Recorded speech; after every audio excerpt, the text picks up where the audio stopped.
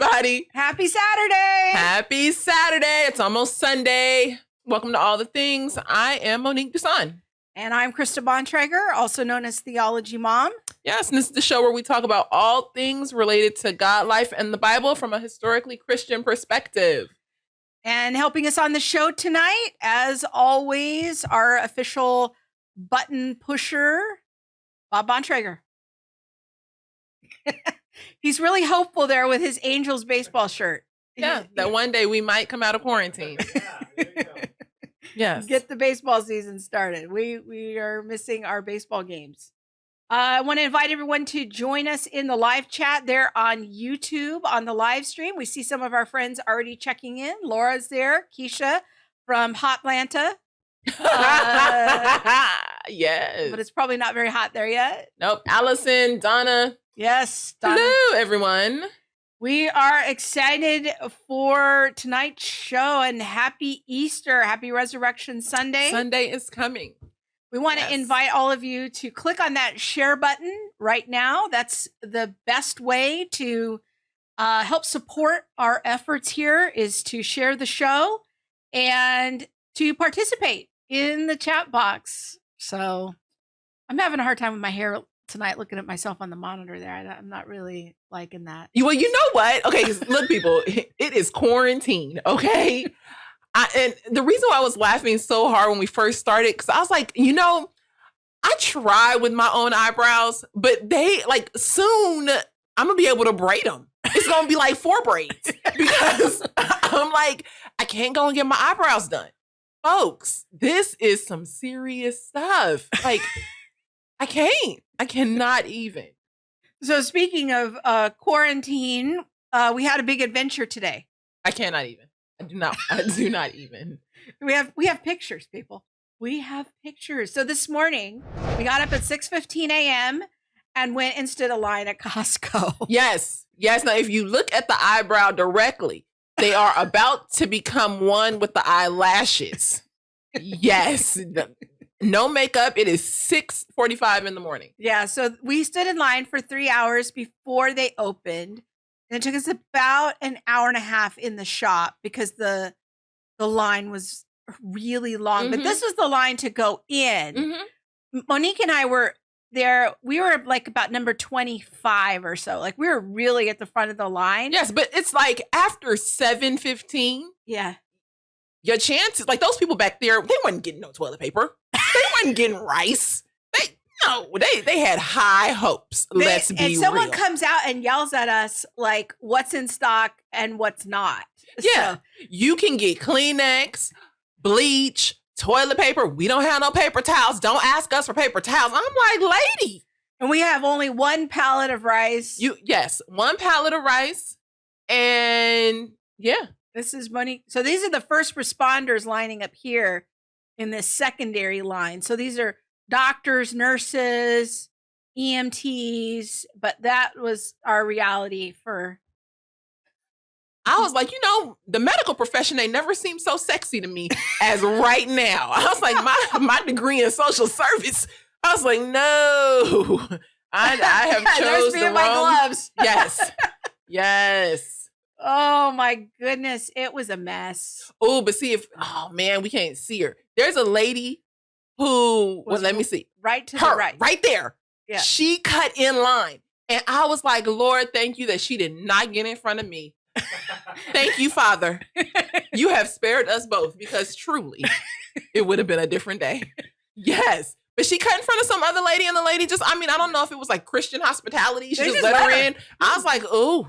We've been standing there about 2.5 hours. And the lady who let her in had been standing there, like she got there like 10 minutes after us. And she just let her come on in. I was like, the devil is a lie. I was like, you know what?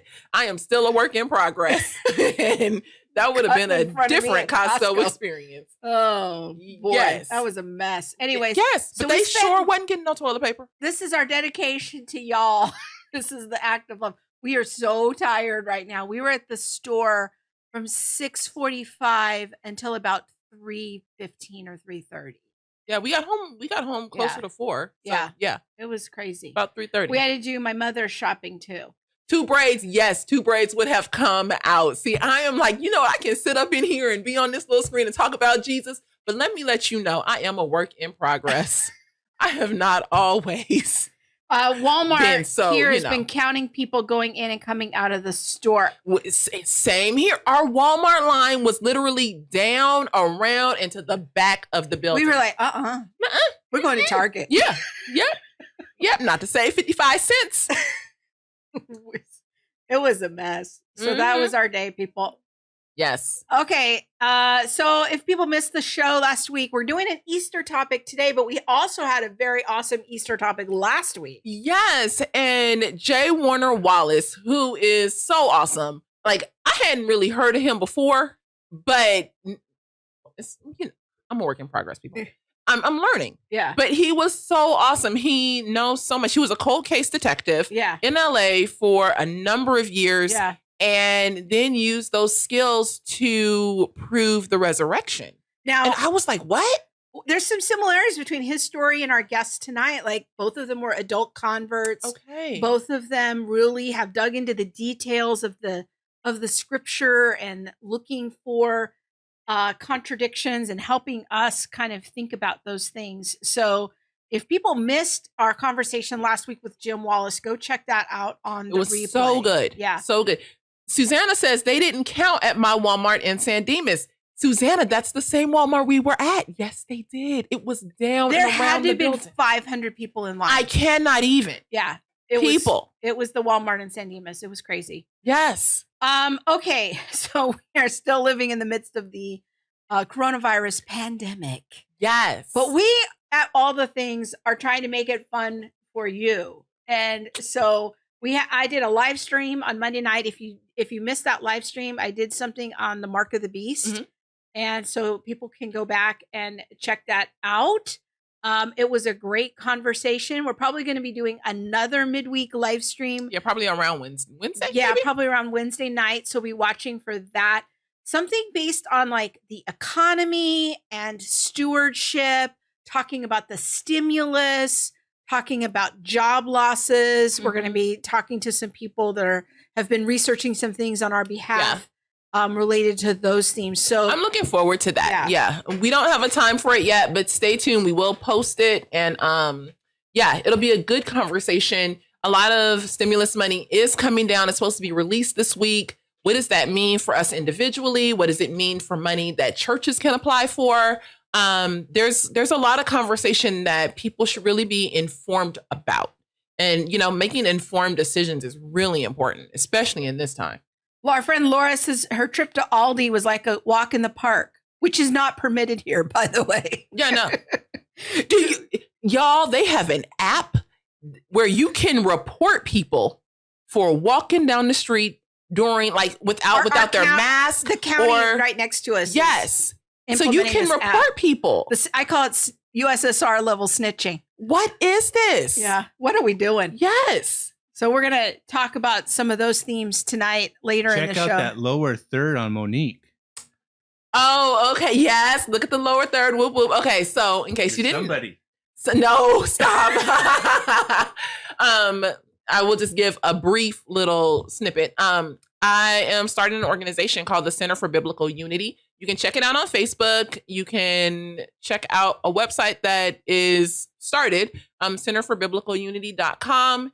And I will just say that we're also going to do I'm leading a book discussion, a small group study on Miles McPherson's book, The Third Option, and it starts this Sunday. So a week from tomorrow. Yeah, a week from tomorrow, the 19th. And so, yes, when you see the lower third, the Center for Biblical Unity, because unity is something that's really important, and we cannot afford to lose our minds right now and be all one against another. No, let's have some sane conversation somewhere. About race. Yeah, somewhere. All right. So let's welcome our friend Jim Moseley to the show, because even though the pandemic is happening, we are still having a good time learning things here on All the Things. Yes. So welcome, Jim. How are you doing, Krista? Hi, Monique. Hi. We're doing good. And Jim is our former Sunday school teacher. Bob and I went to his Sunday school class for several years.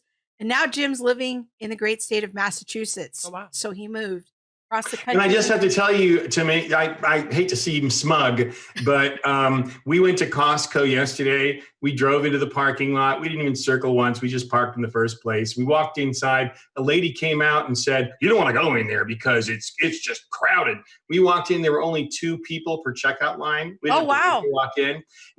I turned to Madeline, my wife, and I said, "This lady has never been to Costco in Alhambra." Wow. I guess New Englanders are not easily inflamed. Oh, wow. But there was everything there. We don't have, in fact, we're sending care packages back to our family in California because they can't find things. We just go pick it off the shelf. Oh, that's so good. I'm glad that you guys are well stocked there. And our Costco's pretty well stocked, but the lines are ridiculous. They are. Now, you know who really did well was Sam's Club. Yeah. They were completely stocked and no lines. And I was like, yes, this is a miracle from the Lord. Yeah, but it is, because even after we had been inside for an hour and a half, Jim, when we left, there were still 250 people outside the store waiting to go in. It was ridiculous. And the line was probably 75 people long just to check out. I live in a little town here called Peterson with 1,234 people. And our family, we're the 4. And after living in California, Southern California for nearly 30 years, a SIG alert out here is a squirrel crossing the road. Oh. Well, I'm glad that you're here and to help us talk about the events of Holy Week. This is a show that Monique and I have been talking about for a while. And so I'm glad that even in the midst of the pandemic, we can talk about it. And we have some graphics. I see that Bob has your website up, and I want to let people know about your website throughout the show. Jim's website, thebiblehistoryguy.com. And Jim, why don't you just kind of introduce yourself to us and tell us a little bit about your background and how you got interested in putting kind of timelines of the Bible together. Sure. Well, when I was about 12 years old, I was sitting on a bridge in Boca Raton, Florida, looking at the sunset, and I was thinking about things. And what I thought about is there had to be a God, but I didn't know who he was. And although I was in a peripherally Christian family, as I grew up, I kept searching for God, and I looked in Greek philosophy at school. And when I didn't really seem to find him there, I took jobs that got me to go all around the world. So I've lived and worked or touched base in 90 countries. And my real secret reason for doing that, apart from just enjoying the adventure, was that I was looking for God. And I didn't find him in the Quran. I studied the Quran for a long time, and I know it better than most Muslims do. And I studied a lot of different traditions. And I finally went to India, took a job and went to India thinking that if I went east, I'd find God.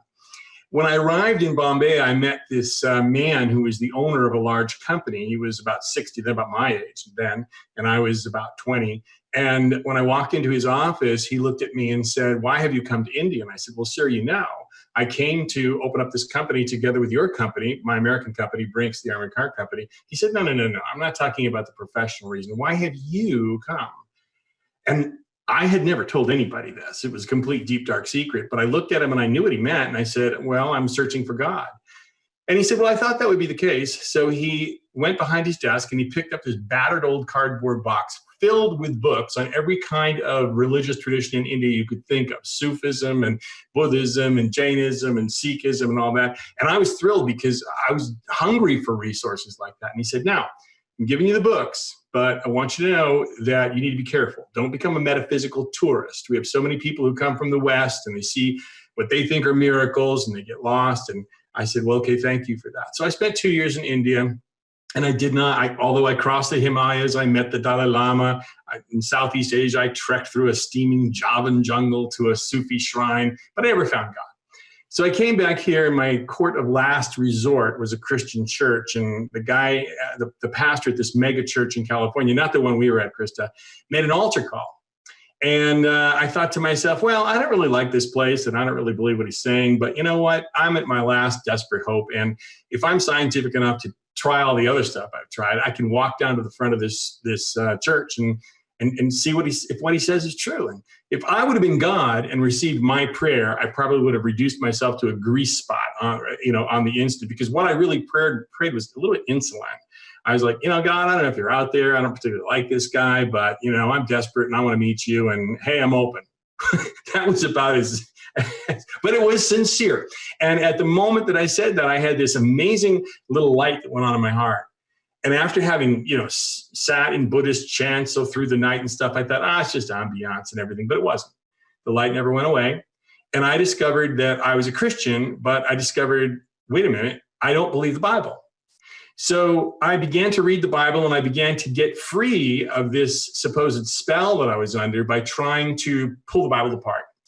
But I found that although I was pretty well educated and I had a lot of sophisticated ability to debate people, and I debated many Christians kind of into the ground, I saw to my shame that my educated mind kept breaking up against the Bible every time I ran against it. And I suddenly realized the Bible was absolutely perfectly true. And I was really kind of ashamed of myself for being such a smart aleck in the past, and having debated with Christians and kind of sent them away humiliated with their tail between their legs, because I thought, what an arrogant jerk I was. I thought I knew the truth, and I was absolutely wrong. I wish I could go back and find those people. But as I grew in Christ, I began to learn, well, maybe God can make something of a jerk too, because I learned that I was able to witness easily to Muslims and Buddhists and atheists and all kinds of people, since I knew where they came from. So what happened is, Krista, I was in the church that we belonged to, or maybe you still do, and I got asked by our pastor to pinch hit for an adult Sunday school class for 3 Sundays. And as often happens in churches, when you volunteer for something, it went on for 10 years. And I never taught the Bible. And the first time that I taught something, I ended my first class just drenched in sweat because I was completely nervous. But we had a wonderful class, including you. And you were a great inspiration. I've always admired your intelligence and your education. And we had other people in the class, although they weren't professional theologians like you. They were people with a lot of intelligence, and some were professors, and they all knew their Bibles very well. And so for 10 years, I taught the Bible through verse by verse multiple times with a class of adults who really knew what they were talking about. So it was the most fantastic iron sharpening iron experience I've ever had. In the course of that, every time I tried to teach a section of the Bible, what I would stumble upon is timelines, chronology. You start out with some part of the Bible and you say, wait a minute, could this fit? Could this be true? Isn't this a contradiction or a problem? And whenever I looked up what scholars had written about that, typically what they'll do is they'll say, well, there's a gap. It's a scribal error. But I can't buy that. Coming from the background that I came from, I was a skeptic. And so I'm big on apologetics. Is the Bible inerrant or not? It can't be partly inerrant. A woman can't be partly pregnant. It's either inerrant or it isn't. And if it's got errors in it, then we start to unravel the whole sweater. So I got very, very devoted to trying to find answers to the chronological problems in the Bible. And I'm proud to say, not proud of me, I'm proud of the Bible to say that when you work at it meticulously enough, you discover there is not 1 minute of chronological discrepancy from Genesis to Revelation. And I've created spreadsheets. I've got a spreadsheet that's about 2,500 pages long, going literally from the creation of Adam all the way to the apostolic age. And what you find is it all fits. It all fits absolutely perfectly. So when we look at the Holy Week, there's a lot we can learn, because I find that a lot of times we stumble, we don't get the whole picture because we don't see the sequence. But once we see the sequence, we see why people did things the way they did them and when they did them. That's a great introduction to you, Jim. And I'm going to give you a minute to look at your microphone settings, because I think you switched back to your webcam microphone. So is that any better there? I don't. Yeah, you're. No, wait a minute. No, the microphone should be right. All right. Yeah, just keep it close to you there. So I want to let people know, like, this is just one example of a spreadsheet. Oh, that's throwing our iris way off. But this is just one example from the Holy Week spreadsheet that we kept all these years from when we went over this years ago. This was probably outdated now, but Jim would create these spreadsheets of chronologies and from scripture, and it really helped me to come to appreciate the details of scripture. And I've been honored to know many fine minds in my life. I through my job at Reasons to Believe, but even though Jim is not a quote unquote professionally trained theologian, he has done so much diligence with the scripture in helping us look at the details. And I love his stand that, hey, when we look at the details of scripture, scripture is going to stand up to scrutiny, and that we can trust the scriptures. And so I'm looking forward to just looking a little bit closer at the events of Holy Week, because there are a number of details there. We've been reading through the Gospels this week as a family, day by day, and using Jim's resource to kind of as a commentary for many of those readings. And we have been blessed as a family, talking through, what happened to Jesus on Monday and Tuesday and Wednesday. And so we just thought, hey, let's get Jim on the show and talk about this a little bit more. So do you want to jump in? I was just going to jump in. Okay. Let's go. All right. So let's talk a little bit first about the year. Yes. What year did Jesus die? Because I've always heard 33. Maybe I'm wrong. I don't know how he gets that. Yeah. So. Yeah, 33 is good. Can you hear the microphone a little better with that? Yeah. Okay, great. Yeah, I just had to sit close to it.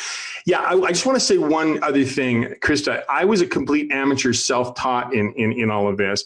But last year, I began a Master's of Divinity at Liberty University. And so in the course of doing that, the first courses that I took were in Old Testament and New Testament, because I wanted to measure the work that I had done against the standards of scholarship that were out there. And I just want to tell you, first of all, I'm not going to say this as a boast, but just as a credential. I have a 4.0 average, so I'm not in there flunking. And I have found absolutely zero contradiction between anything that I'm going to tell you tonight or any of my chronological arguments. And I've had dialogue with my professors about it. So the year of the cross, there are people who will give you 30 AD as the year of the cross, as late as 36 AD is the year of the cross. Here's how we can know that it has to be 33 AD. First of all, we know when Jesus started his ministry. Luke 3:1 tells us that it was the 15th year of Tiberius Caesar. And we know the 15th year of Tiberius Caesar from secular records ended in 29 AD. And so he had to be somewhere in 29 AD, late 28 or 29 AD. So when we start with that, and then we look at the early chronological markers of John. So we have him meeting, he gets baptized, he goes 40 days into the wilderness. So we have a 40-day thing to work with there. He comes back, he meets his first disciples, he goes to the wedding of Cana. One thing we know, the Cana wedding can't happen on a Sabbath because you can't do food prep on a Sabbath.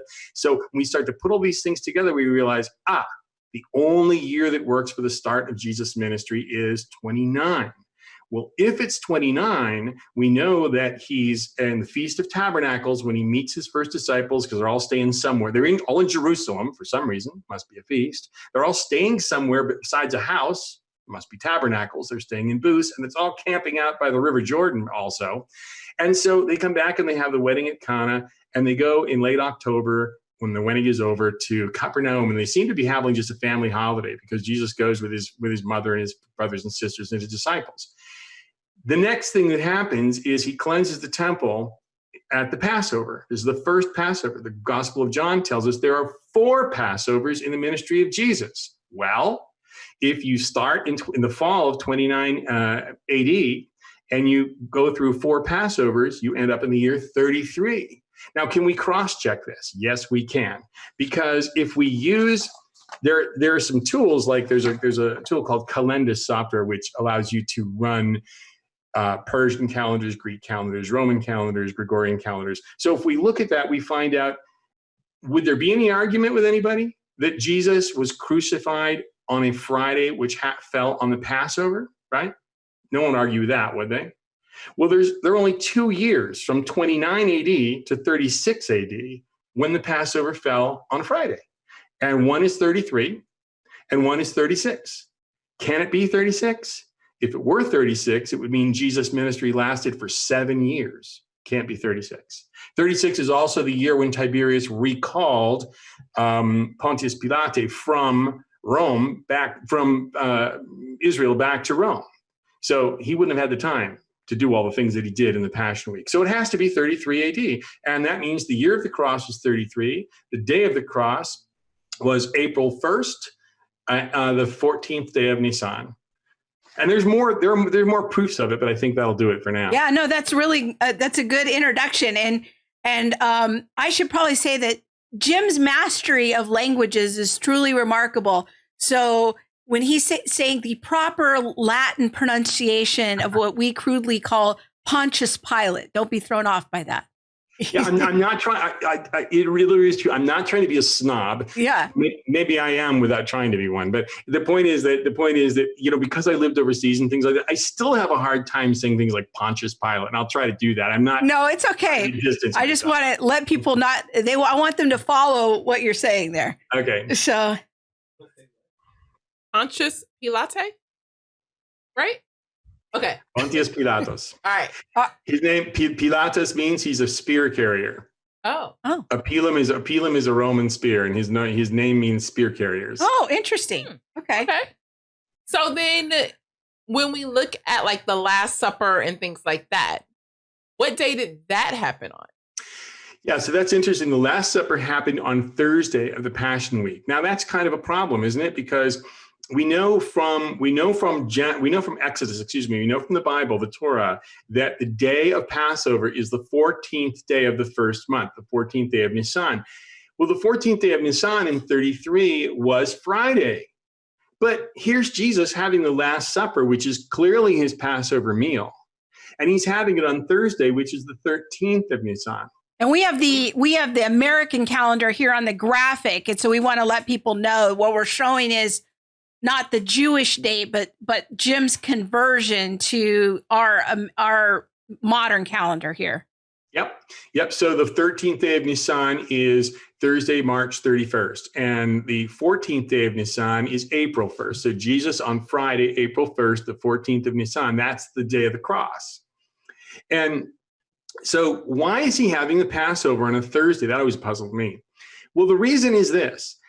You have to realize that when we talk about time, we have to get into the minds of first century people. And in Jesus' world, there is absolutely no doubt that Jesus and his disciples fluently spoke Aramaic, fluently spoke Greek. They probably never spoke Latin, that is to say, Mel Gibson's Passion of the Christ is not correct. People in the Eastern Empire did not commonly speak Latin. But they spoke those things and they thought in those ways. So it's really interesting when we see Matthew, Mark, and Luke, you think a guy like Luke, who's a Gentile, would use the timekeeping methods of the Romans, but he doesn't. The three synoptic gospel writers consistently use the Jewish timekeeping method, and John uses the Roman timekeeping method. And when we put those things together, we get a really great picture of what happened in the Passion Week. But you have to remember, nobody there had a stopwatch. Nobody had a computer. Nobody had a smartphone. So when they're saying that it happened in the third hour, in the sixth hour, or anything like that, that's about that time. Now, we can go back and analyze it and figure out exactly what the time frames were, but we have to step back and realize that just the people describing those things did not have an atomic clock. So, but I think it's important for people to understand that different gospel writers use different calendars and different timekeeping. And that I don't think that many people understand that you have the synoptics using the Jewish way of keeping time, but John's gospel uses the Roman way of keeping time. And this helps resolve some of the apparent contradictions and confusing points in the text. And, for those of us who are lay people, we might not key into that right away. So I think that's I want to make sure that people understand what Jim's doing. And he uses software to try to help bring these calendars together as a tool. It can help him put these time frames into alignment. Yeah, absolutely. Because if you look, let's say at Mark 15:25, it says that Jesus was hung on the cross in the third hour. Well, this has to be the third Jewish hour. That means the third hour within the third hour after sunrise, because if it were the third Roman hour, it would be 3 a.m. We know that's not possible because of all the things that happened with Jesus' trial and everything. So we can see for sure that Mark is using the Jewish hour. But then we see John 19:14 says around the 6th hour, Pilate said, "Behold your king." Well, the 6th hour couldn't be the Jewish hour, because if it were the Jewish hour, it would be noon. So the great thing about it is the Bible speaks to us. It tells us these things. Now, there's another thing we need to, we don't really need to think about it, but it helps a lot to clarify the day of the cross. Jews not only measure the day starting at a different time, and they do that because in Genesis 1, it says, "And there was evening and there was morning the first day." So God defined a day as from sunset of day 1 until sunset of day 2. That was a day. And what the Jews did is we say there are 24 hours in a day. And so we're very like the Romans, we're very rational with that. But the Jews didn't do that. The Jews had elastic days. So if you have a day in the middle of summer on the equator where the sunlight is 12 hours and the dark hours are 12 hours, then you have 24 evenly divided days into about 60 minutes each. But if you come north to like where I am and you get into the winter and the daylight hours are shorter, the Jews take the shorter period of daylight hours and they cut those up into 12 hours. And they take the dark hours and they cut those up into 12 hours. So what you have is in winter, the daylight hours are compressed. They might not be 60 minutes each. They might be 55 minutes each or something like that. And the nighttime hours might be 65 minutes each. So that's called halakhic timekeeping. So when we take the day of the cross and we make a table and we say, okay, here are Roman hours and here are Jewish hours and here's halakhic timekeeping, we can come really close to understanding what happened. And so we want to know when darkness fell or when Jesus died or when he was taken down from the cross. We can get very, very close to that because remember, our people, our heroes back in the first century weren't doing all this software stuff. They were just looking at the sun. Right. So when we think about the upper room, it's a Thursday for us. It's a Thursday, March 31st, a very good day, by the way, my birthday. So then they have the Last Supper. So that brings me to a question I have really grappled with, which was the Last Supper a Passover meal? Because technically the Passover doesn't happen until Friday. So tell us a little bit about your theory about whether or not that the Last Supper is a Passover meal. Yeah, it's definitely a Passover, and it's actually not even a theory of mine. It works like this. Going back to timekeeping, the way that you knew what the time of the month was is you relied upon the high priest. And the high priest and his associate Levites would look at the moon and they would declare that the month has just begun. Well, that was fine if you were in Jerusalem, but if you lived outside Jerusalem in Galilee, you could not find out what the time of the month was in real time. The only way they did that is they would have signal fires that they would use from mountaintop to mountaintop to mountaintop to tell people the new moon has come. But that only went so far, and there were people living in Rome and Egypt and every place else. And so what happened was, for Jews who were not native to Judea, they would always make their pilgrimages to Jerusalem in a way that they would arrive a day before the actual holiday. And that way they would celebrate a pre-Passover Passover, and they would celebrate a real Passover Passover. And they did that because they feared that if they got the first holiday of the year wrong, if they were late for Passover, then how would they know when Pentecost would come? Well, they counted the days down from Passover to Pentecost. And if they got Passover late, they'd get Pentecost late. And if they got Pentecost late, they'd get all the other ones late. So they'd be out of sync. They wouldn't be obedient to God. So Jesus and all his disciples were from outside Jerusalem. And therefore, it was absolutely normal for them and all outsiders to come and celebrate Passover A, and the following day they would celebrate Passover B. Very good.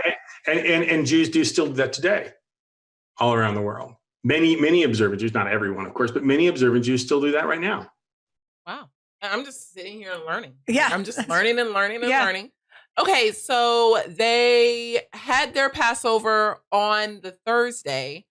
What happens on the actual Passover on Friday? Well, before we get into that, let's just finish out Thursday here. So after the dinner, they go out to Gethsemane. And so I'm imagining it's pretty late at night at that point. And then there's Judas's betrayal and then the arrest. Do you have any sort of estimation as to what that time frame is for those events?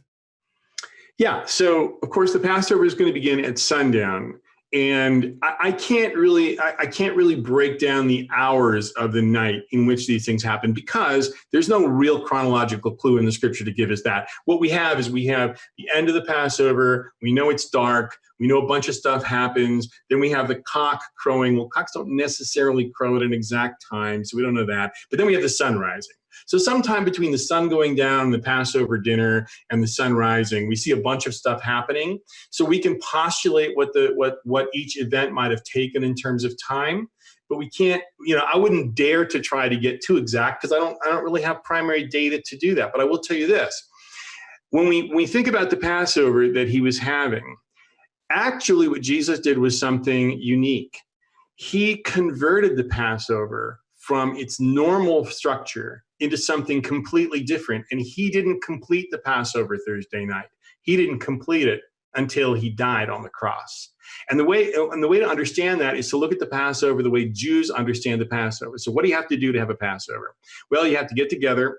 You have to get a lamb.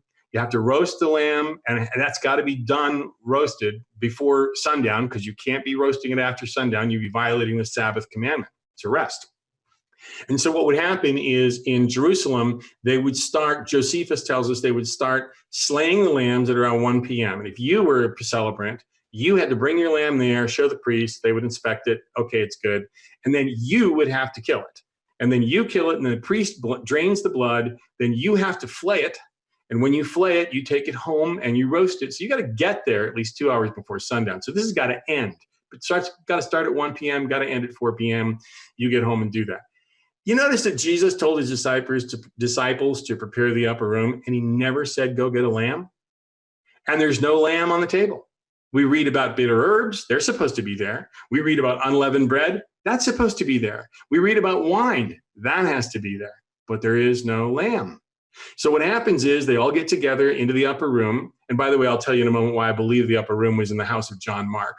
But anyway, they get together in the upper room. And by the way, the Bible also says there were the disciples and others. So there are other people at the Last Supper too. So they sit there, and the first thing you're supposed to do at a Passover is you're supposed to wash your hands. The leader, the Seder leader, washes his hands, and everybody washes their hands. Jesus changes that. He doesn't wash their hands. He washes their feet.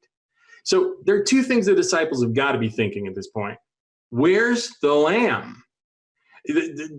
Exodus says you cannot have a Passover without consuming the entire lamb without breaking its bones before the following sunrise. No lamb. And he says, I've been eager to share this Passover with you, but there's no lamb. Then instead of washing things, when Peter protests, wait, no, don't wash my feet. You shouldn't do that. I should be serving you. And he says, if you don't let me wash my feet, you have no part in me. And he says, well, then wash not just my feet, but all of me. The disciples have to be kind of in a state of shock. We're not washing our hands. We've been criticized before by the Pharisees for not washing our hands. Nobody's washing hands here, but Jesus is washing our feet. Something unusual is going to happen. So we know the story. He goes in there and it's implied because the dinner begins that there's a first cup of wine. It's not stated in the Gospels, but then we see the second cup of wine. Then we see the third cup of wine, but you cannot have a complete Passover without the fourth cup of wine. And he doesn't have it. But he gets up and he sings the Passover hymns, which are supposed to come after the fourth cup of wine. And he goes out to the Garden of Gethsemane. So the disciples again have to be thinking, wait a minute. No hand washing, no lamb. And where's the fourth cup? We are not having the Passover he was so eager to celebrate with us. But Jesus said a key thing. He said, I will not drink again of the fruit of the vine until all these things have been accomplished and his Father's kingdom had come. Now, did he ever drink of the fruit of the vine again that we can see in the Gospels? Yeah. When he was on the cross, Once they offered him some sour vinegar, which is the fruit of the vine, and he rejected it. But just before he gave up his spirit and said, "It is finished," he said, "I thirst." And they gave him wine, and he drank it, and he gave up his spirit. It was the fourth cup of the new Passover of the Messiah. He was the lamb.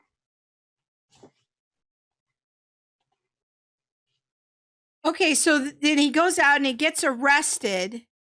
Tell us about the first trials that Jesus has, because there's kind of two sets of trials. First, he goes through a series of trials with the Jewish leaders. And so I'm thinking this is approximately sometime after midnight, before the dawn. It's early Friday morning. So talk us through what's happening here.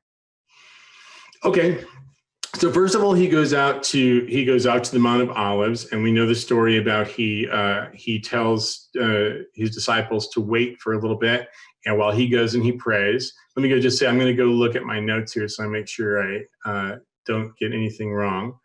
I just want to mention also, that it's on Wednesday that Judas goes and makes his deal with the priests. Okay, so we get to Gethsemane, and he takes Peter, James, and John only. So the other ones, who knows where they are? But he takes them up and he prays and they fall asleep. And he comes back and wakes them up and he prays again. They fall asleep. And he does it a third time. And then he gets up, and while he's still speaking to them, Judas comes up leading a group of people. So this is in the night sometime. We don't exactly know when. And so this is a lawless mob, because guess what? Why are they doing this in the dark anyway? Why are they doing this after night? They don't have the authority under Roman law to do this, and they know they don't. And we'll show that in a minute. But anyway, so they're doing it, and that's why Jesus says, "Hey, wait a minute! I was teaching in the temple all this time, and you do this now in the middle of the night." And so Judas comes up and he kisses Jesus to identify him. Why? I mean, Jesus is famous. Jesus can hardly even go anywhere without crowds get going all around him. Well, he probably does it because it's dark. Nobody has eyeglasses in the first century. And all these disciples and Jesus probably look pretty similar. They're the same age. They probably all, dress and groom the same way. So somebody has to identify them. So Jesus says, "Okay, friend, do what you came to do." And then he says, they ask if he's Jesus of Nazareth. And he says, "I am he." And they all fall backwards and everything. So then Peter draws his sword to try to defend Jesus. And he cuts off the ear of Malchus, the servant of the high priest. Remember that, because he's going to go to the house of the high priest, and Malchus has already gone back there and told this story. So Jesus says, "Put away the sword. Those who live by the sword will die by the sword." And then Jesus heals Malchus's ear, and they take him away. Now, when they take him away, Mark says there's a young man who flees from the scene naked. Now, he probably doesn't mean naked. It means he lost his outer garment. So he lost his outer garment and he fled. A lot of people believe that was John Mark. I'm not sure if it was John Mark, but I kind of think it probably is. Mark is putting his own signature in his gospel. If it is John Mark, that is very suggestive that the upper room was in John Mark's house, because otherwise, how did John Mark know where to find them at that time of night? It was Passover night. It was like quarantine. Everybody's inside. And what was John Mark doing showing up there on Gethsemane? Because there were, quote unquote, others at the Last Supper. There could have been John Mark. And it kind of makes sense when he sends the disciples into Jerusalem and says, "Hey, tell the owner of the house the master needs it." John Mark's father, he goes, "Oh, it's Jesus again." So that probably kind of makes sense. I'm not going to say it's dogmatic, but it's pretty clear. So the soldiers and the officers, they take him to Annas, the father-in-law of Caiaphas. Here's one of the confusing things, right? How come there are two high priests? Isn't there only supposed to just be one high priest? Well, there's a reason for that. Annas became the high priest much earlier. I think it was in 15 AD. And he got defrocked. And the reason he got defrocked is because he killed somebody for breaking the Sabbath. He exercised capital punishment. Well, the Romans didn't allow that. So they deposed Annas, and he could no longer be high priest. Now, think about that. He's trying Jesus, and he wants to kill him. He's been wanting to kill him for a long time. He wanted to kill Lazarus. He wanted to kill Jesus. And they had given up the plot to kill Jesus on Wednesday until Judas showed up and said, "I want to make a deal." And they said, "Well, on the other hand, maybe we should try to kill him now." So he knows he's going to try to kill Jesus, but he's had the experience before of being taken out of office and warned by the Romans, don't do that. Capital punishment is our authority only. So people go, do you know that detail from Josephus about Annas? Like, how do you know that detail? From Josephus. Okay. Yep. And we also know from Josephus another intriguing little nuance here. And that is the family of Annas was despised by a lot of the Jews. They were called arrogant. They were called snakes. This is all from Josephus. And one of the reasons that they were so disliked is they were Sadducees, and they ran the temple sacrificial animal biz. So when you wanted to go to the temple and get a sacrificial animal, they were the mafia running the market in the temple, which is one of the reasons why they were so ticked off at Jesus. Even though that's not in the gospel, we can infer that from realizing that they were making tons of money from this. And Jesus comes in the first Passover his ministry, and he cleanses the temple. He comes in on Palm Sunday and he cleanses the temple. The Monday after Palm Sunday, he cleanses the temple again. So he cleanses the temple 3 times and disrupts their business and their authority. And they're really, really ticked off. And so Annas is the power behind the throne. He cannot be the high priest, but 5 of his sons or his son-in-law were high priests while he lived. And in this case, his son-in-law, Joseph Caiaphas, is the high priest, but Annas is the power behind the throne. So that's why they come to both of them. So what happens is, I just have it here. He served as high priest from 6 to 15 AD. So anyway, it was Valerius Gratus, the Roman, who deposed him. So anyway, they go to his house and they question him. And now they've got him surrounded by, now when we see soldiers here, who are these soldiers? These soldiers are temple toughs. They're temple thugs. They're just enforcers for the temple. They're not Roman soldiers here at this point. And at this point, they beat him, they mock him, they blindfold him, they strike him, and that sort of thing. But he hasn't even yet gone to the Romans. So let's see. So what happens is, they get there and they question him, and they can't get any good information out of him. And the thing of it is, all the witnesses in the trial here give false testimony. I mean, they say things like, Jesus says, "I've spoken openly to the world. I've always taught in the synagogues. What are you questioning me about?" Jim, what are they accusing him of? Well, first of all, what's the crime? Well, they don't really come up with any good crimes until somebody says that he said he was going to tear down the temple in 3 days. And so that becomes the kill shot. That he's going to tear down the temple. But wait a minute. There's no law against saying you're going to tear down the temple in 3 days. I mean, it might be an outrageous thing to say. It might be an obnoxious thing to say, but there's no law against it.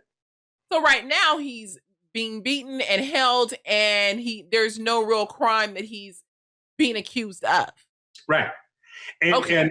and so the high priest wants, so let's see, he says, that's the thing. He says, I want you to answer the charge. Are you going to do that? And so then they send him off to the Sanhedrin. Yep. And then the charge, I think at that point, becomes blasphemy. Right. If I'm right. You say I'm the Son of God, you say that I am. Right. But why did they send him to the Romans? Like, why? Because they don't have the authority to kill him. Annas knows that if what are they going to do with him? Are they going to beat him and let him go? Are they going to have a stern talk with him? They want to kill him, but they know that if they kill him, they stand a very good chance of getting killed. This governor, this procurator, Pontius Pilate, already killed a bunch of Jews who rioted against him in a previous incident that we find in Josephus. So they know they're playing with fire. This is serious. So the plan is they want to kill Jesus. They can't do it themselves, so now they send him to the Romans who legally could kill him. Right, but now they have to come up with a reason to do that. So the thing of it is, the sunrise comes up at around 5:20 a.m. in Jerusalem at this time, and so at this time, they ask him basically, are you the Messiah? Are you the Son of God? And he says, you have said so. You've said that I am, and I am. That's in the Gospel of John. But think about this. Is there any law against saying you're the Messiah? No. Is it blasphemous to say you're the Messiah? No, it isn't. You may be wrong, but you have to realize that 40 years later, when the temple falls, there are going to be many people who go around saying, I'm the Messiah. Right. No one ever accused them of blasphemy. Jesus even said, there are going to be many people who say, I'm the Christ, and here's the Christ. There are going to be false Christs all over the place. No one ever accused him of blasphemy. So this charge of blasphemy, like the Pharisees are amazing because they just don't know their Bible. And it happens again and again and again. They believe what they want to believe, but it isn't supported by Scripture. So and after the Sanhedrin, they take Jesus then to the Romans because they kind of have this trumped up blasphemy charge, but they can't put him to death. Annas knows that, he can't put someone to death. So we're going to take him to Pilate.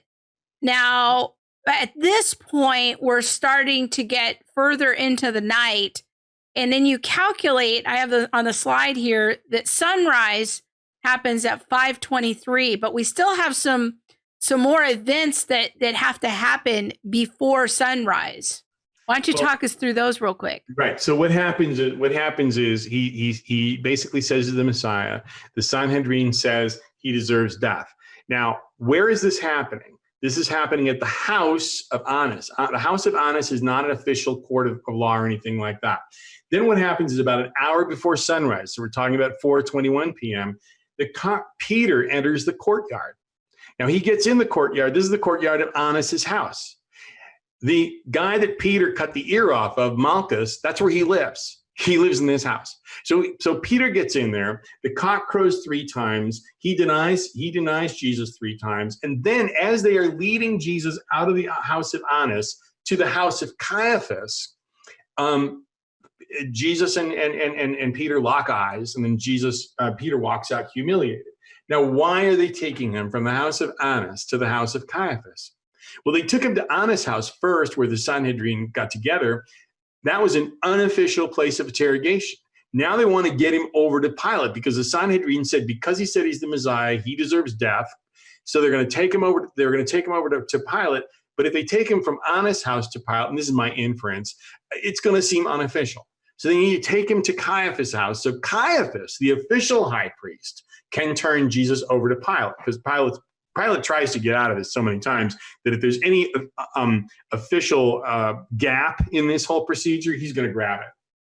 So they take him over there, and so now they deliver him to Pilate. So now it's morning. Now, by morning, we probably mean it's still pretty close to sunrise. So they take him over to Pilate, and it's probably the sun is just low over the eastern horizon. It's not yet. It's not quite dawn, but it's over. But Pilate has got to be thinking, wait a minute. It's this early in the morning. What are these people doing invading my place? Now, it's at this time that Judas changes his mind. Now, the Sanhedrin and everybody are pretty darn busy.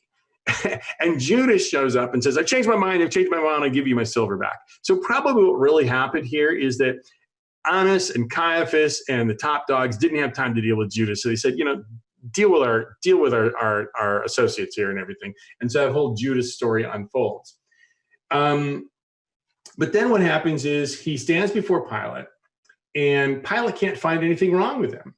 And they try to, the Jewish leaders, Pilate asks, okay, what accusation are you bringing against Jesus? And they say, hey, listen, it's bad enough that we have to bring him to you.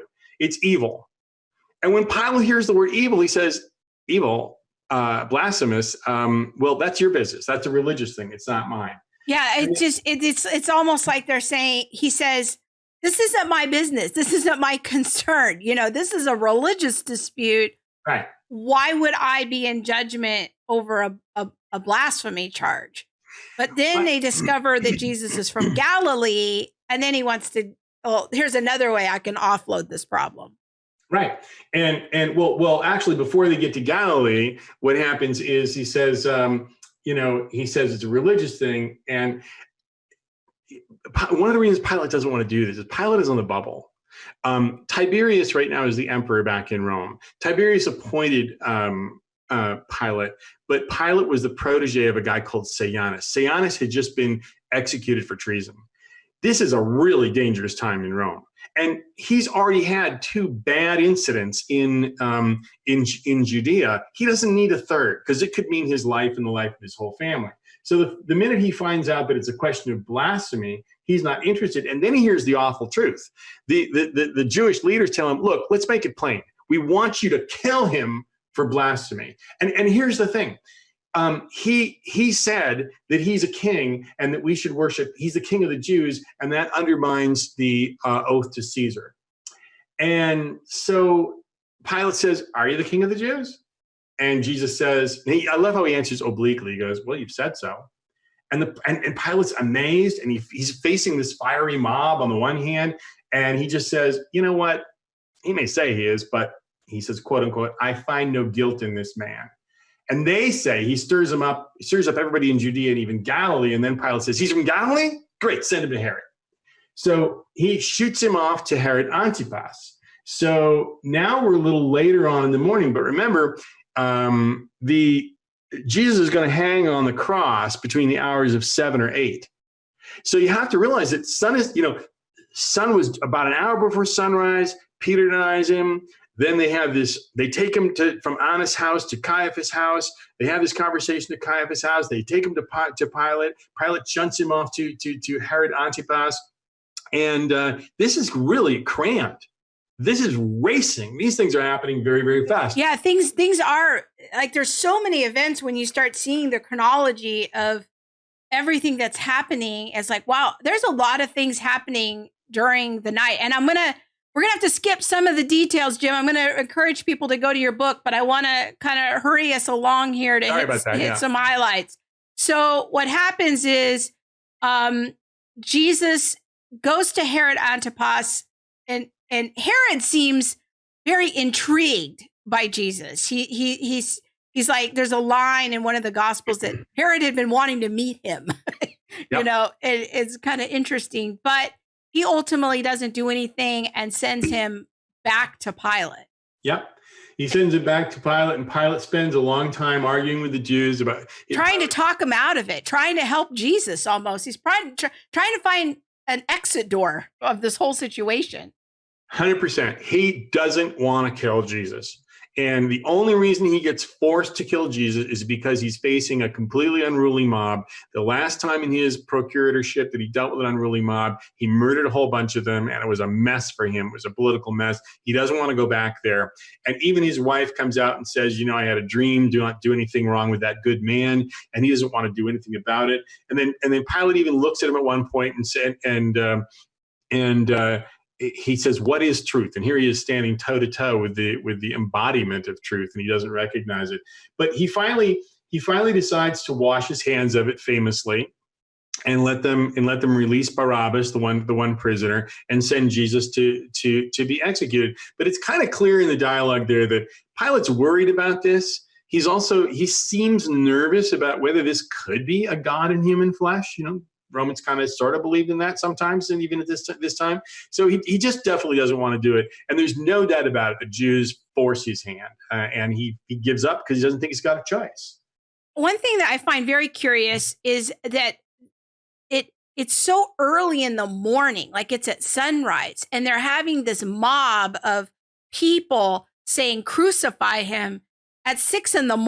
And I'm trying to, when I look at the chronology here, that's very puzzling to me as to why such a huge crowd will be assembled so early in the morning. Were they up and around because it was the official Passover day? Have they been following the events? Do you have any thoughts about that? Yeah, I think we can detect a clue here from the scriptures, because we see that when Jesus carries his cross to Golgotha, he's followed by large crowds of people, including women who are crying, and he addresses the daughters of Jerusalem. And so I think what we're seeing here is that people often say, oh, the crowds were hailing him as King of the Jews, Hosanna, when he came in on Palm Sunday. Then they were demanding his death instead of Barabbas on the day of the cross. And then they were following him and weeping on the way to Golgotha. Well, the assumption there is that these are all the same people.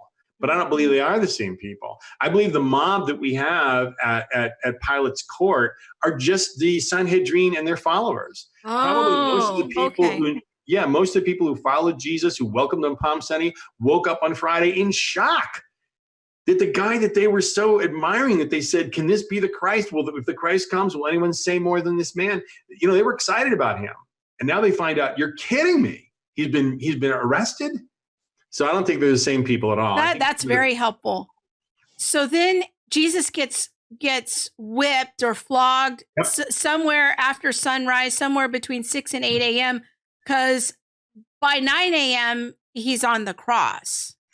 Well, he's on the cross actually between 7 and 8. Okay. And so what happens is somewhere between about 5:30 and 6 a.m., 6:20 a.m. The Romans flog him. They put the crown of thorns on him. They put the purple robe on him, and they say, "Hail, King of the Jews!" And they strike him with their hands and all that sort of stuff. Then Pilate brings him out in front of the mob after having, roughed him up, and says, "Behold the man." And they cry out, "Crucify, crucify him." And he goes, "You go crucify him. I find no guilt in him." And they say, "No, we've got a law. We can't. He ought to die because he made himself the Son of God." And Pilate says, "Are you?" and anything. But Pilate loses the argument finally, and he sends him. So it's not yet 7 a.m. when Pilate delivers him over to be crucified. Okay. And Jerusalem's waking up, and that's where they follow him to the cross. And they're like, "What? How did this happen?" Very good. So then he gets to the cross. He's up on the cross. And then there's this very mysterious verse about darkness falling over the earth. And I'm wondering if you have any thoughts about that, if that's real darkness or what's going on there. Yeah, just one little comment there. When they put him on the cross, you notice that when they prepare to put him on the cross, we have no mention in the Gospels anywhere of nails. The only reason we realize that he was nailed to the cross is in later documents. For example, when Thomas inspects him, we find that there are nail marks. But there's no comment about that as they put him on the cross. Okay, so darkness. So the darkness fell from about 10, when we look at the hours in Luke and Matthew, the 6th to the 9th Jewish hour, from approximately 10 a.m. to approximately 2 p.m. So what was this? Well, it probably really was darkness. And, the thing of it is, if you've ever been in a very dark storm or hailstorm or something like that, you see that you can get almost nighttime during the day. And it wasn't an eclipse, because there was no eclipse on this day, and there couldn't have been an eclipse anyway because of the position of the moon during Passover. So it wasn't an eclipse. But let me give you this. On May 19th in 1780, right in the middle of the Revolutionary War, here in New England, there was a dark day. And I'm going to read what it says. It says, "The darkness blotted out the sun. The gloom was so deep the candles were required from noon. Cows, thinking the sun had set, came home from their pastures. Birds stopped chirping and frogs began to croak. The next day, May 20th, the day came out as usual." These things are not unknown, and we see reports of these things in ancient history, like the Roman historian Paulus Orosius reports a volcanic eruption right around the time of the day of the cross, which could have put detritus up in the air and darkened it. So there really is darkness, and it's not an eclipse, and it's not unprecedented. It's just I believe the Gospels because they're so accurate about everything else that when they report something that seems improbable, I go with it because I'm like Sherlock Holmes. Eliminate the impossible. Whatever is left, however improbable, must be the truth. Okay, so Jesus is up on the cross at this point. What are the priests doing? Like, do we know what the priests are doing? Yeah, so the priests back of the temple at 1 p.m. start slaughtering the Passover lambs. Josephus, who was a near contemporary of Jesus, said that he observed 256,500 lambs slaughtered in one Passover. So we're looking at about 250,000 lambs getting slaughtered from 1 p.m. It's already dark on the cross until 4 p.m. They got to finish by 4 p.m. because they got to leave 2 hours for people to get home and roast their lambs, even for the latecomers. So what? Think about what's going on with these priests. They had to slaughter thousands of lambs per hour. And so what they would do is that everyone would show up. You thought Costco was bad. Everyone showed up, and it was a huge line, and everybody had their lamb ready to go. They get up, get their turn. They slit the lamb's throat. They turn it upside down. The police catches the priests catch the blood. They do a bucket brigade with the blood, handing it hand over hand over hand over hand until it gets to the altar, slapping it on the altar.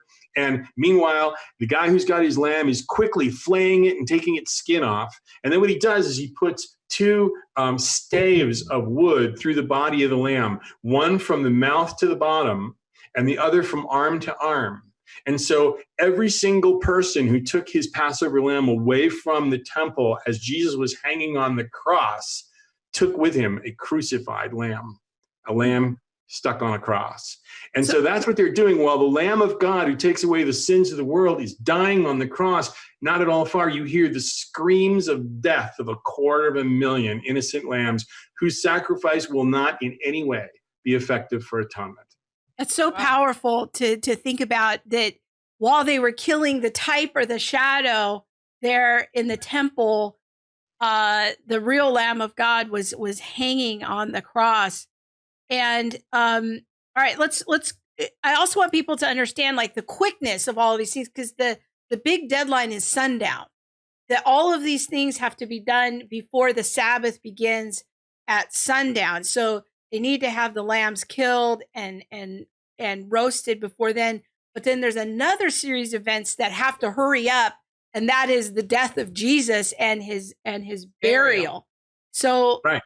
So all the things that happen with Jesus, being given the sour wine, he consigns his mother Mary into the care of his favorite friend on earth, the disciple John. They're dividing his clothes, casting by lots. All these things happen from about 7 a.m. until about 1 p.m. He dies at about 1 p.m. in the darkness. He dies in the darkness. He said he takes the last wine and it is finished. And now he's hanging on the cross dead from 2 p.m. onward. The sun is going to go down at just about 5 p.m. So his friends, Joseph of Arimathea and Nicodemus, need to hasten over to the high priest and say, we want to take his body down. Now, why do they agree to that? They agree to it because Deuteronomy says any man who hangs upon a tree is cursed, and they don't want him hanging on the tree being cursed and thereby cursing the land, cursing the Passover, polluting the Passover while he's doing it. So they say, yeah, sure, whatever, take him. But Pilate wants to make sure he's really dead, so he goes to check whether he breaks the bones of the other thieves on the cross who are hanging with him. But the Roman soldiers inspect him and find out, no, he's really dead.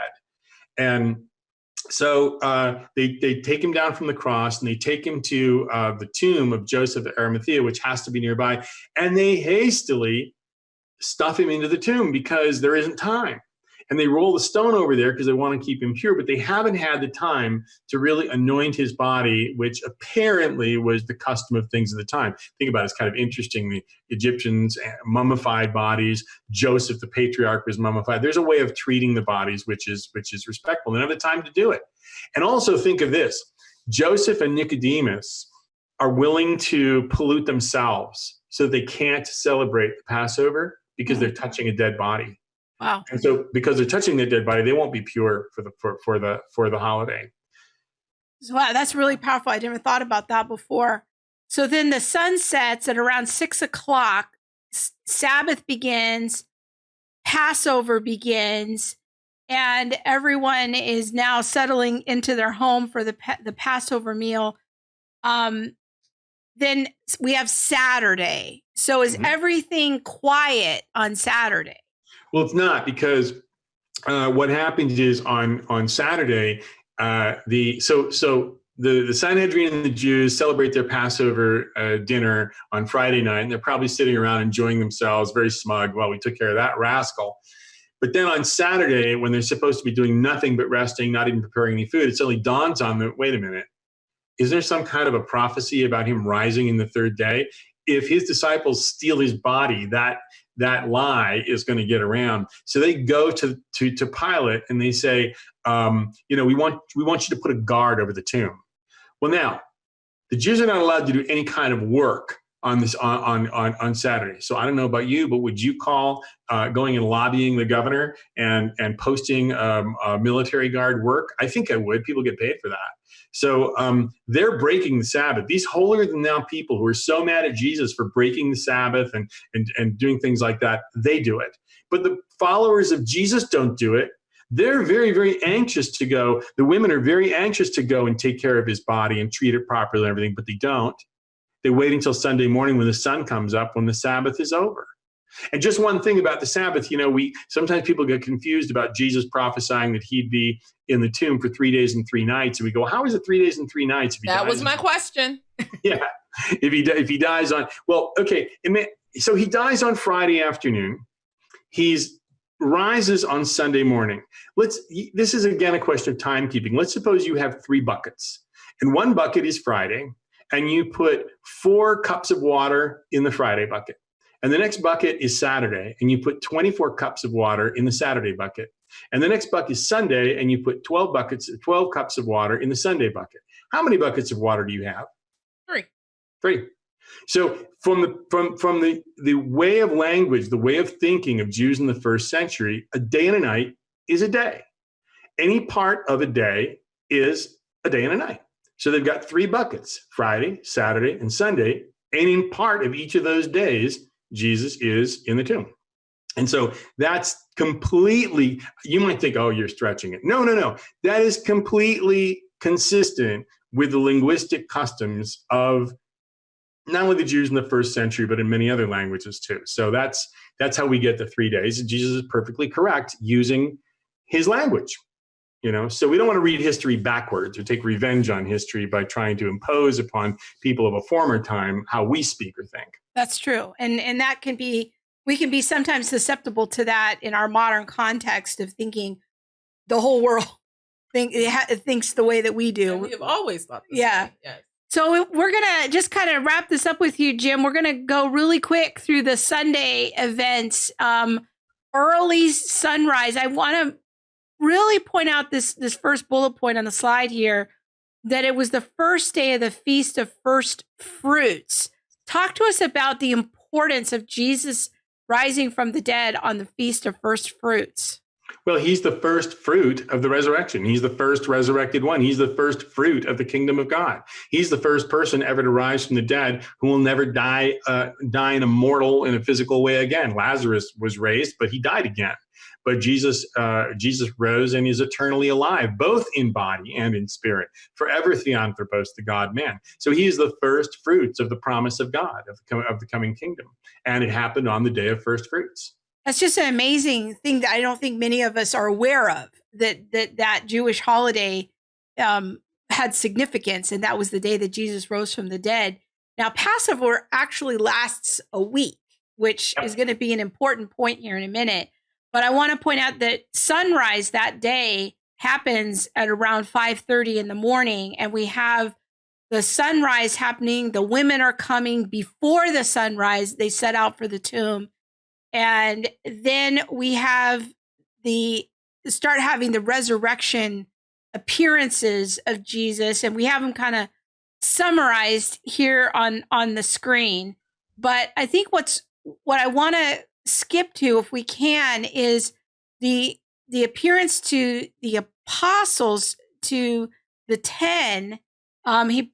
He appears in the upper room, but Thomas isn't there. Right. And that is in the evening of Sunday. But then the appearance to Thomas comes a week later, and that's actually at the end of Passover. So Right. this is an important timeline, because Passover is still happening and Jesus is making these appearances, but this time Thomas is present. And Jim, I love the character of Thomas. He's one of my favorite characters in scripture, because he gets a bad rap, I think, because he's called Doubting Thomas, which I really don't like that phraseology over him. And this is described in John 20, where Jesus appears to the remaining disciples minus Judas and Thomas on Sunday night, but then he appears to Thomas the next week, some days later. And what's important about that is that Thomas needs evidence. He wants to put his hands in Jesus' hands and his side. And, people like you and I, Jim, we tend to like and appreciate a more evidence-based approach to faith. I'm wondering if you have thoughts about Thomas and his need for evidence and some of the themes that we've talked about here tonight. Yeah, I think that here's the thing. I really don't like the doubting Thomas moniker because I don't think Thomas was, in fact, any more doubting than anybody else. In fact, I believe it's the opposite. I think Thomas had greater faith than most of the other disciples. Remember, when they're heading toward Jerusalem, they're saying, Master, don't you know they're trying to kill you? And he says, yeah, I'm going anyway. And Thomas says, okay, let's go with him and die together. Right. So Thomas is very, very devoted.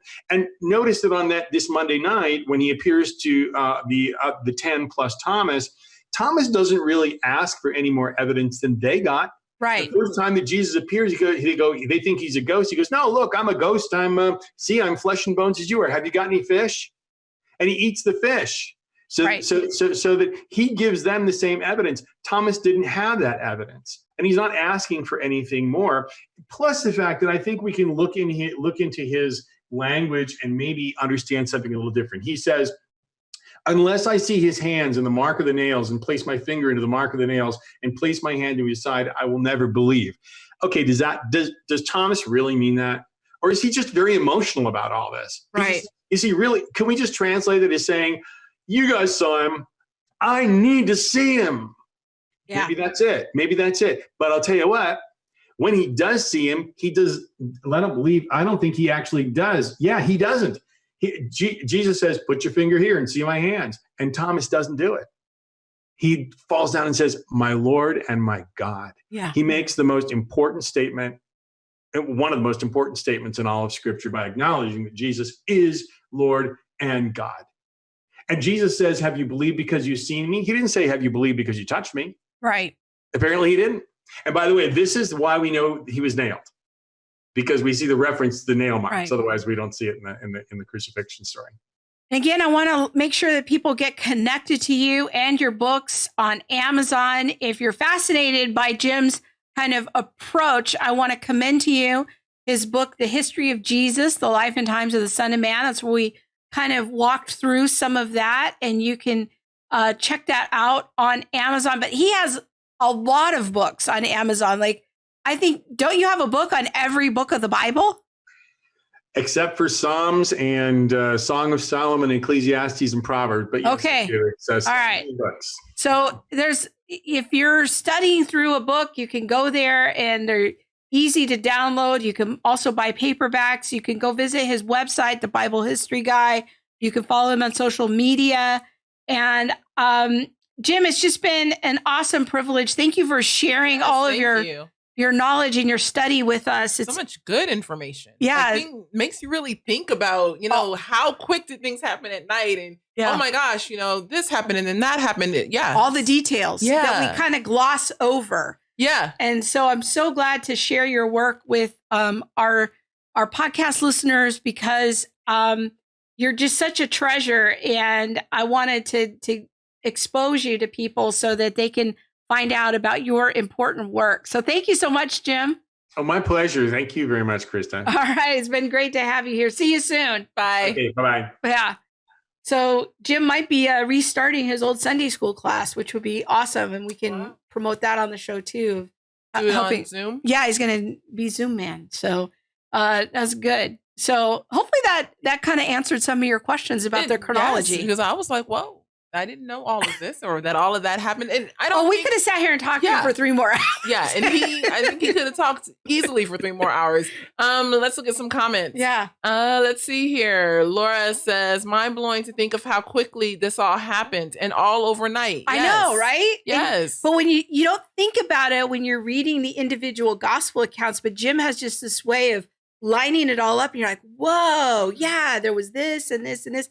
And aren't those time markers helpful? Yes. He gets those from software that, you can do these calendar alignments and then you can work back like when the sunrise happened in Jerusalem in this year and It's amazing.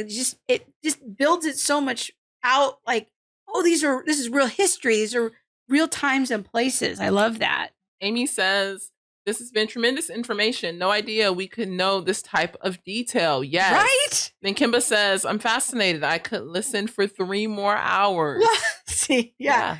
It really is fascinating. And we'll have Jim on maybe for Christmas and do another timeline show. Oh, wow. Because his stuff on Christmas is equally fascinating. And so I just love how Jim is so committed to scripture as being error-free. And I often will email him when I get stuck on a Bible difficulty or what seems like a contradiction. He's worked it out. He's like a encyclopedia of information. So he's a wonderful resource. So go follow Jim and start interacting with him. If you have questions about Bible difficulties, chances are he has something that he's written, because he's literally written on almost every book of the Bible. It's amazing. Out of control. Yeah. So good. All right. Are we ready for the tweet of the week? Yes.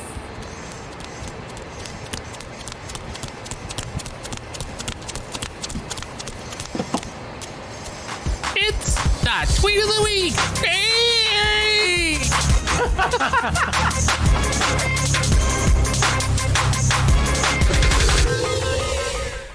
We really should have like a tweet of the week opening, like coronavirus edition. Oh.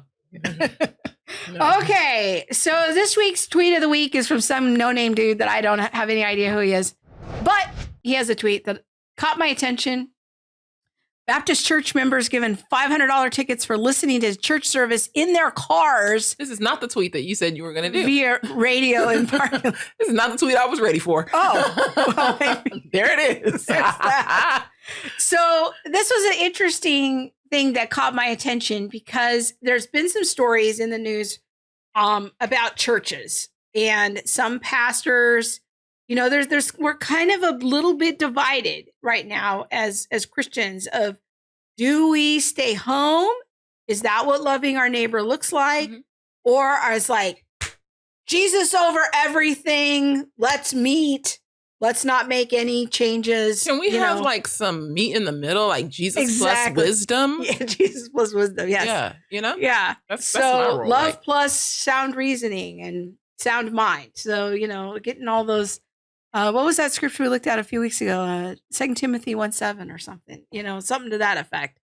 So I kind of researched what he was linking to here, and there's a local news story. So this newspaper article looks very much like a small town newspaper. I don't know. It's probably run by 2 people in their garage.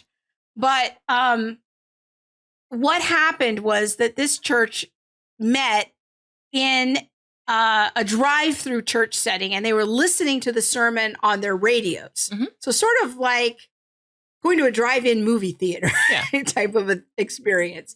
So they were pulling up and they were listening to the sermon on the car radio, and the police came, gave them a warning, and then anyone who didn't leave got a $500 ticket. Now, supposedly this same church is, according to this article, is going to be having Easter services tomorrow. I wonder how many people show up and get tickets again. But in my county this week, the county where we live, they made an announcement specifically about these drive-through churches, that you would get $1,000 fine for gathering as a drive-through church in our county. And so I have questions. Yes. I have many questions about this. So I'm so conflicted about it, because I get the importance of being careful and loving our neighbor and loving our families and trying not to bring, you know, the virus and sickness home. I think I'm totally down for that. Like, we need to be doing that. But I don't understand is what's the difference between a drive-through church listening to the radio and going to Sonic or McDonald's. Yeah. And you know, if you could sit in the Sonic drive-through in those little stalls and get some chicken nuggets, somebody's bringing you the food, and you're sitting there listening to your radio. I don't see the functional difference. Well, I think the question is who's determining what's essential? Exactly. You know, like, yeah, we can do the exact same thing and not be ticketed for it because it's not a church service. So is there some kind of low key like tag on churches? But for me, it's more of what's essential, who's determining what's essential, and saying that I can or cannot do what's essential to them. Yeah. And so like we were out shopping today, we were looking at what was open. Mhm. Home Depot was open. Mhm. Bevmo was open. Bevmo was open. What is Bevmo? People don't know. Bevmo is like the corporate version, like it's the big liquor store. And yeah, they have It's not things the that corner are liquor not store. liquor, but yeah, it's like the big time liquor store. It's like going to Costco for liquor. Yeah, yeah. Like the Don't ask me how I know these things. People. Bath and Body Works of liquor. Yeah, but I mean they have all kinds of things. They have like wines. You know what? Google Bevmo. You can find out what Bevmo is. But Bevmo is open, About to so dig myself into a hole. that's an essential service, according to somebody. Maybe because they serve soda. I don't know. You know, I don't know. But then, like Best Buy was open.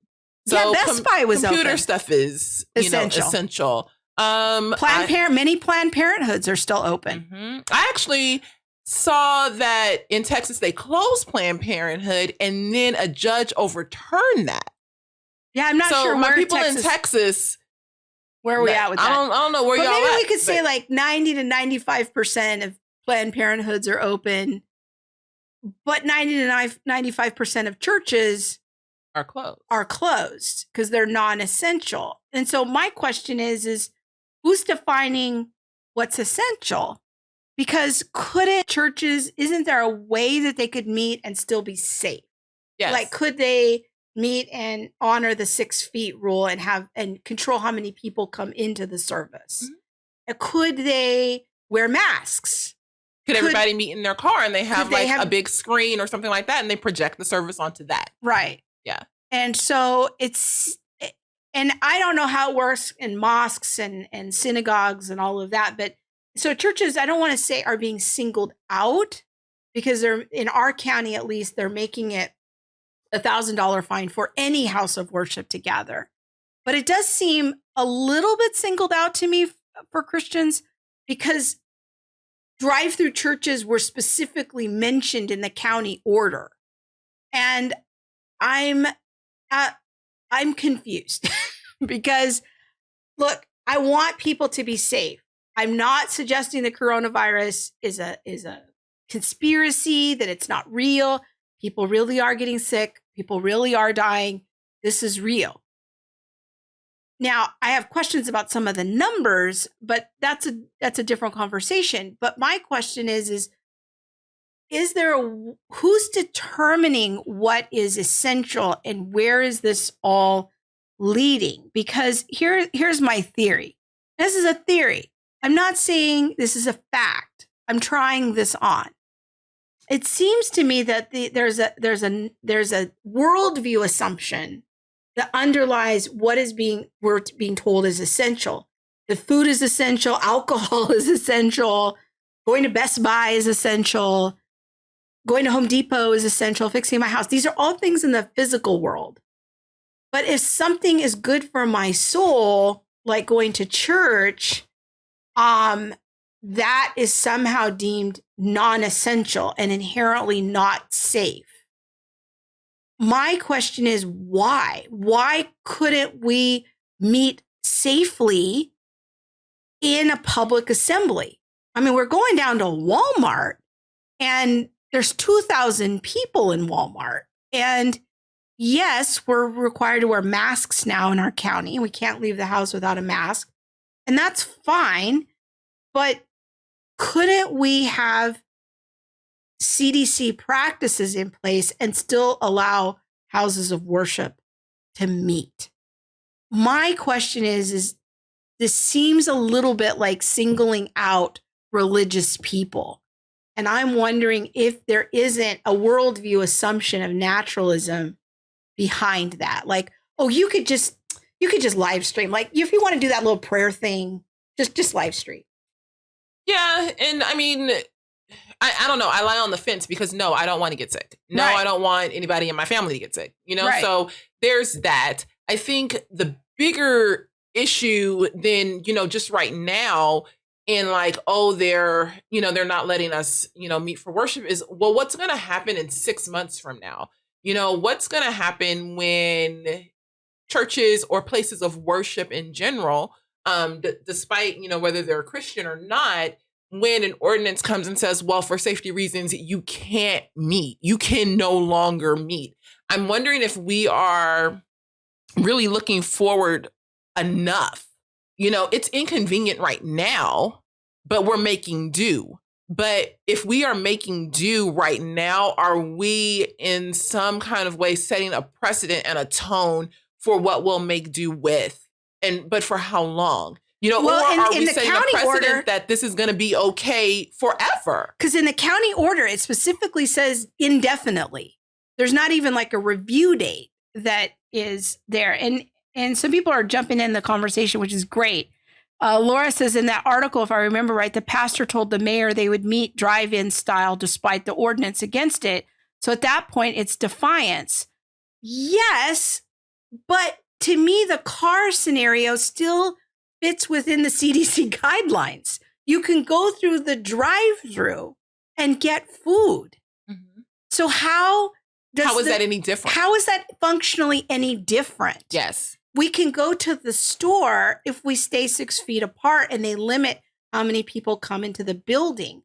Why not have equality under the law? This is my question, because I feel like houses of worship are not being treated equally under the law. And they're just arbitrarily saying what is essential and what's not. And there are some things that, quite frankly, that we're calling essential that I'm starting to feel like, by what standard is this essential? Yeah. Going to BevMo? Like, really? Yeah. Really? Yeah. I don't know. I have questions.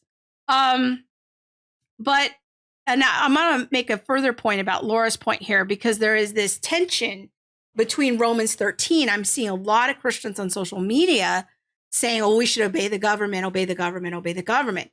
Yes, obey the government. Romans 13, obey the government, even if it's corrupt, even if there are silly laws, we're supposed to obey the government. And in addition to Romans 13, there's Acts 4. Sometimes we are to disobey the government, but we have to think sober-mindedly about what those situations are when we are to disobey the government. When it comes to preaching the gospel, and I would say when it comes to public assembly. And I get the temporary nature of it. Like if we're going to temporarily not meet, I'm okay with that. But I think it should be voluntary. Like there seems to be an inequity under the law for houses of worship. And that's what I'm just struggling. I can understand that. I also think, though, that if it is voluntary, there should be mandatory things that are in place for you to voluntarily meet. So if you're going to voluntarily meet, you need to stay 6 feet apart. You need to wear your mask. You need to do all those things, because it'll be like the church in Washington where like 14 or however many people, got the disease and some of them died and all that. But to me, that didn't even have to happen. But they also weren't practicing the CDC that's standards. That's what I'm saying. So if you're going to voluntarily step into a dangerous situation, that's cool for you, but we're going to put some guidelines onto your voluntary situation and say that it's mandatory that you wear a mask and stay so many feet apart, because everybody don't need to get sick. Like, I don't know who you are, and you want to talk to me. I'm not suggesting that we just willy-nilly continue with life as before. Yeah. But it seems to me like there is a bit of inequity. Like I'm going back to the drive-through car thing. I don't see any functional difference between going to a drive-through church and going to Sonic. Mm-hmm. Except one, the government or whoever, the local officials have said one is essential and one is non-essential. So my question is what, if any, worldview assumptions are underlying that. And I think for me, I'm not comfortable with the precedent that it's setting, because it's saying, well, Christians, if you want to meet and do your thing, go virtually. But at what point are they going to come back to us potentially and say, you know what? People need bandwidth for essential services. So we don't want churches taking up bandwidth on the internet for live streaming. So you need to stop live streaming your services, or you need to keep your live services to 15 minutes so that people who need essential services can use the bandwidth. Too much bandwidth is being used up by Christians, by churches live streaming. See, this is how this could logically play out. Again, and that's what I'm saying. It's like, are we really cognizant of what the long-term effects of this could be? Yeah. You know, we can't just jump on, the bandwagon because it seems okay today without looking at the ramifications of what that means for, tomorrow or 6 months from now or a year from now. And again, this is indefinitely in our county. So the government has no need to come back and rewrite these rules. We woke up one morning and going to drive-through church was now $1,000 fine. Well, why? I can go through the drive-through. Why is this suddenly $1,000 fine? And okay, now I'm going to go down like a little bit even more of a controversial road. So and we're going to go down quickly. Okay. We're going to, All right. Oh, it's late. All right. And then I won't do it. No, go ahead. Go ahead. Well, okay. I have this other concern that many evangelicals are just so quickly embracing this whole idea of virtual church, which again, I'm okay if it's only temporary, but we have no guarantee that it is temporary. But this isn't because of coronavirus.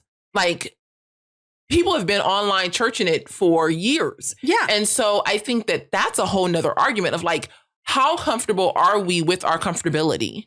And so if it's easier for me to watch, church on the screen, I don't have to get up. I don't have to get the kids ready. Screen to screen is not the same as face to face. But I don't know that we can say, look what coronavirus is doing. I agree. I would say how comfortable, and again, like to me, this talks about the long term. How comfortable are we with our comfortability? Yeah.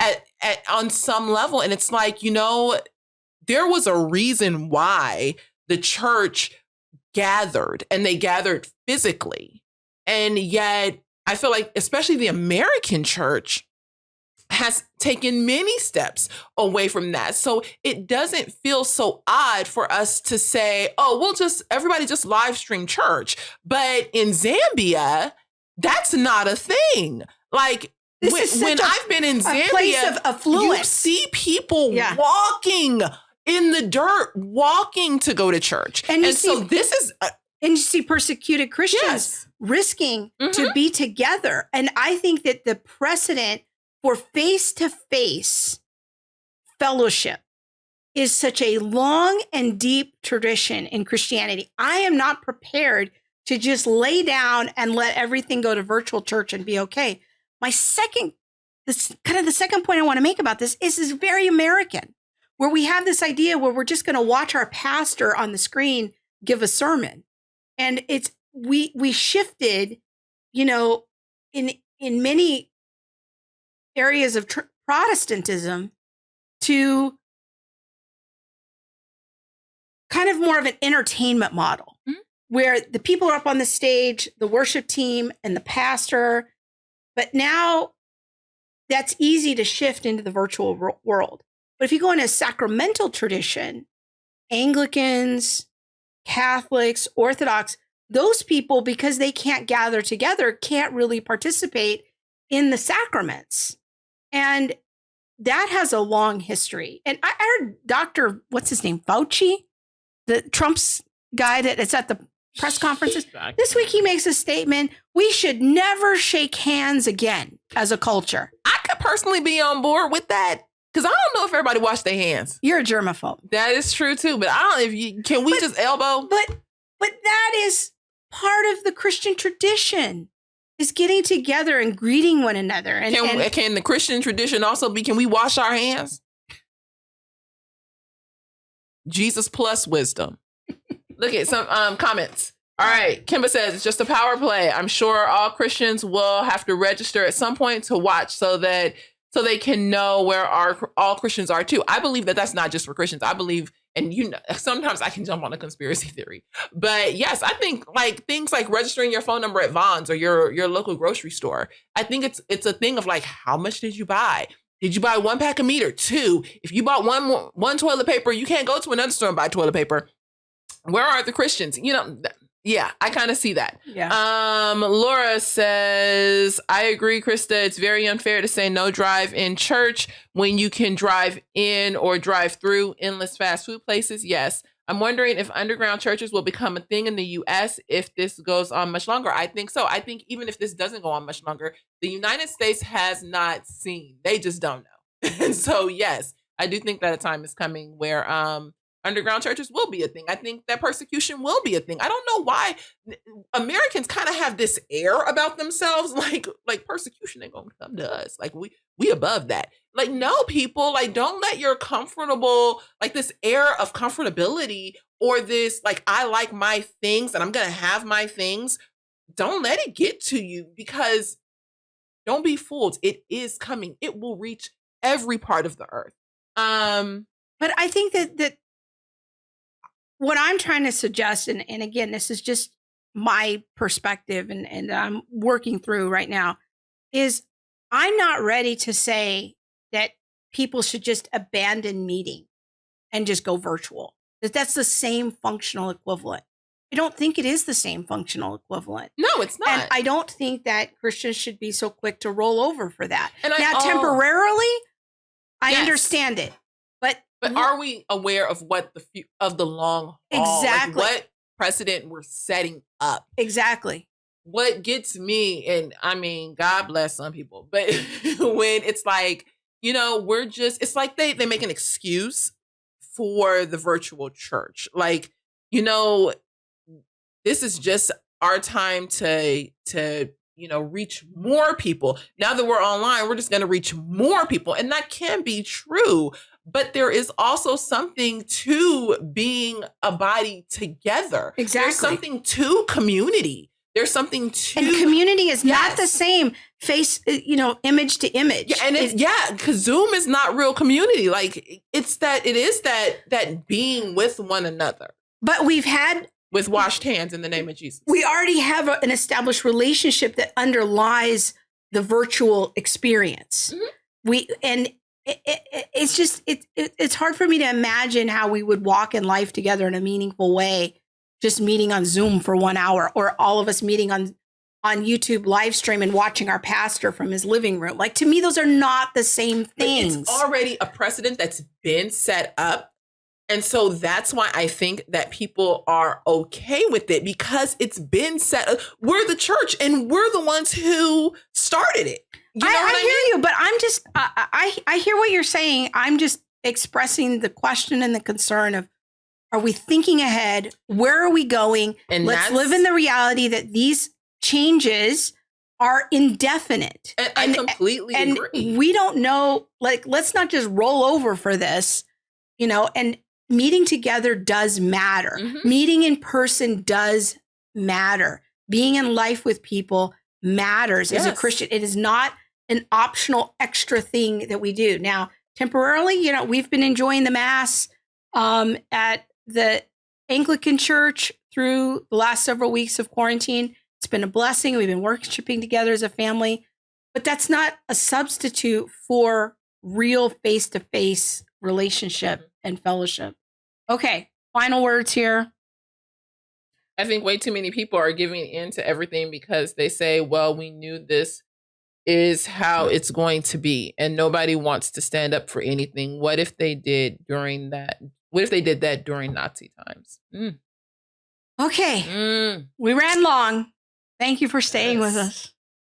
Yeah. So check out the show notes from past shows. Be sure to subscribe to our website at allthethingshow.com. You can sign up there for the show notes that we send out each week. And I guess that's it. Share the show. Share the show. Like the show. Yes. We will see you next week. God bless. We're going to Bye-bye. go recuperate from Costco. Yes. Bye.